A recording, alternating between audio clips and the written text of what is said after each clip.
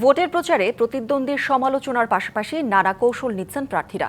একটি শক্তি বিদেশিদের গোলামি করে বিভ্রান্তিকর রাজনীতি করছে বলেও অভিযোগ বিএনপির। দর্শক, নির্বাচনের প্রচারণার খবর জানবো। ময়মনসিংহ থেকে যুক্ত হচ্ছেন সহকর্মী ইমরান হাসান রাব্বি।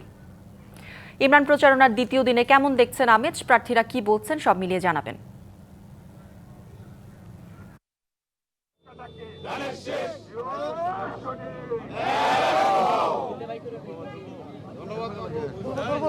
কৌরি, আসলে আমরা দেখেছি প্রতীক বরাদ্দের পর থেকেই স্বতঃস্ফূর্তভাবে জাঁকজমকভাবে আসলে প্রচারণার কাজ শুরু হয়েছে। আমি ময়মনসিংহ মহানগরীর নম্বর ওয়ার্ডে। এখানে বাংলাদেশ জাতীয়তাবাদী দল বিএনপির যিনি প্রার্থী রয়েছেন আবু আহমদ আকন্দ, তিনি কিন্তু তার প্রচারণা চালাচ্ছেন জনগণের সাথে নিয়ে। আমরা একটু জানবো আসলে কেমন প্রচারণা চালাচ্ছেন, কোনো ধরনের থ্রেট আছে কিনা।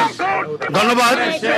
আমরা দেখতে পাচ্ছি বুথের মাঠে যখন আমরা যাচ্ছে, মানুষের অনুভূতি, মানুষের প্রকাশ যে 17 বছরে দেশের গণতন্ত্রকে ধ্বংস করেছে ফ্যাসিস্ট হাসিনা, তার পতনের পর যে ভোটের অধিকার জনাব তারেক রহমানের পরিকল্পনায় এসেছে, সাধারণ মানুষ যুদ্ধ করে তাকে সেই ফ্যাসিস্ট হাসিনার পতন করেছে।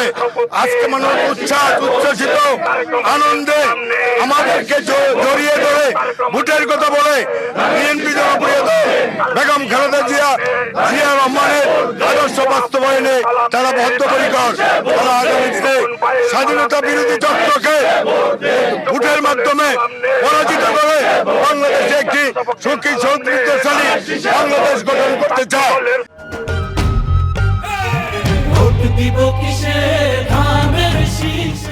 ব্যাপক উৎসাহ উদ্দীপনায় 12 ফেব্রুয়ারি নির্বাচনে যাবে।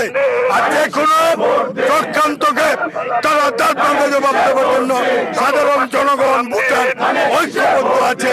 আমাদের কাছে সেটা প্রতীয়মান হয়। ধন্যবাদ আপনাদের।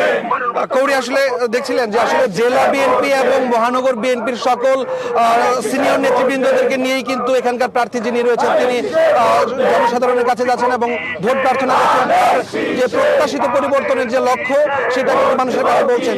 এই ছিল আমার কাছে ময়মনসিংহ থেকে সবশেষ। রাব্বি, ধন্যবাদ আপনাকে।